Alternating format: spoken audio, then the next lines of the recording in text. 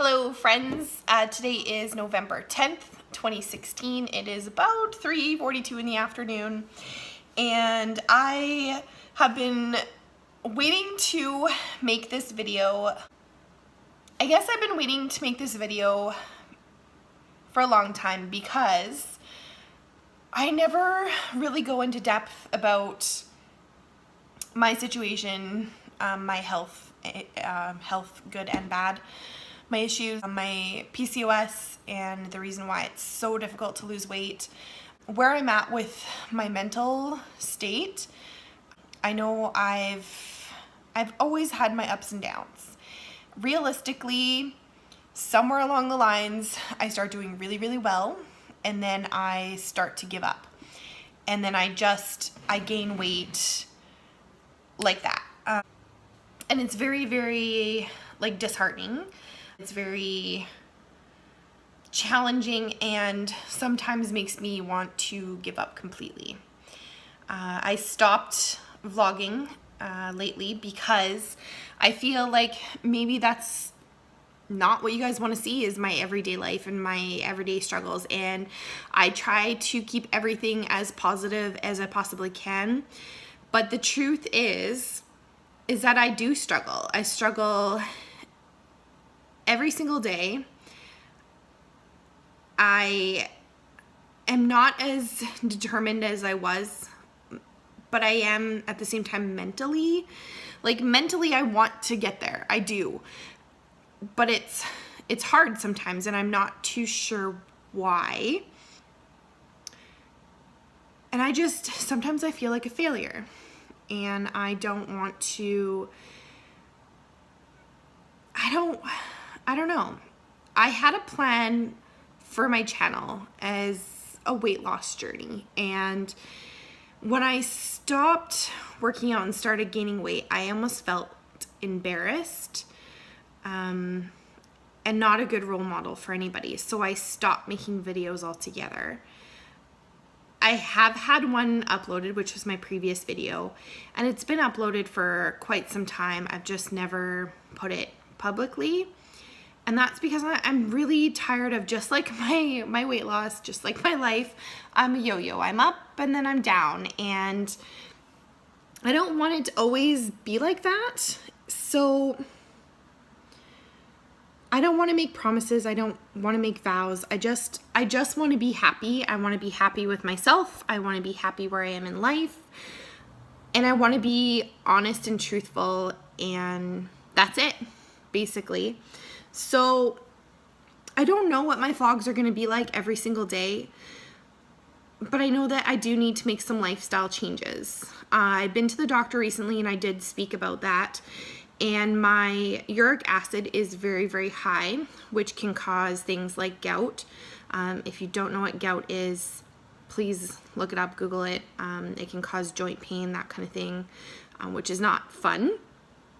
So what the doctor recommended for me was to take a lot of protein out of my diet just for now, because I am used to drinking protein shakes. I'm used to eating chicken every single day. I'm used to meal prepping with protein and beans and fish and all of those kind of things. And the doctor's like, no more. So now I'm at a struggle where, I do really good when I meal prep, and I know what I'm eating every day, and it's easy for me, and I don't eat out when I have meal prep.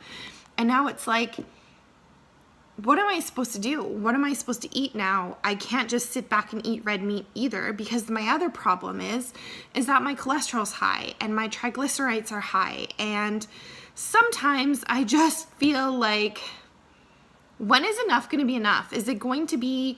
Am I going to get the part where I'm going to have problems with my heart? I'm going to get heart disease. I'm going to have a heart attack. I'm going to have a stroke. To me, mentally, what the hell am I doing? Seriously. I don't understand how I got to this point. I was doing really, really well last year, and I had some changes in my life and my home, and it threw me off completely. And I'm a person that needs routine. If I don't have routine and I don't have motivation to do something every day, then it's just not going to happen. So I need to get myself back into routine, and I need to be encouraged and not feel the struggle every day and feel the failure and feel insecure and cautious of myself, my body, my weight, my face, my everything, to be honest. And I want to be honest with you guys. I'm not happy right now. I'm not happy where I am mentally. I'm not happy where I am physically. And there are struggles every single day. I'm not going to say, oh, woe is me. It's my own fault. I want to understand that it is my fault most of the time. Health issues are my fault because I eat terrible and I don't work out as much as I should anymore. And I feel horrible. And now I have to get myself out of this funk. And I'm not entirely sure how I'm going to do that, but that's where I am. So the second portion of this video, I do want to talk about PCOS, which is polycystic ovarian syndrome. Now, I've known that I've had polycystic ovaries. I know I've had issues from the get-go. First of all, starting very early on, my first period, maybe my second, they were just never regular my entire life. I never really knew what was going on. I thought, okay, you know what? This is just adolescence. This is just me growing up. This is my hormones. I don't know what's going on. So I guess it was about a year and a half after I got married. So I'd say 2010. I've known that I've had polycystic ovarian syndrome. And the reason why I've known that is because my husband and I were trying right after we got married, and we really want to have children. And that's been something that's really difficult for both of us. And it's hard sometimes. And TMI, but sometimes I don't get periods for 6, 10, 11 months, and it just doesn't happen. I've been to the doctor several times. I did get diagnosed, obviously, with polycystic ovarian syndrome in 2010 and found out what was happening with my body, essentially.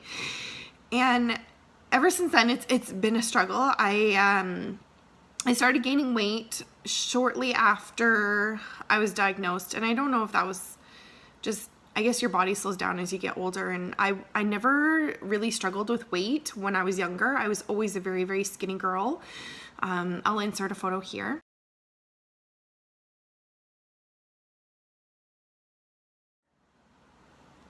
And now I don't know.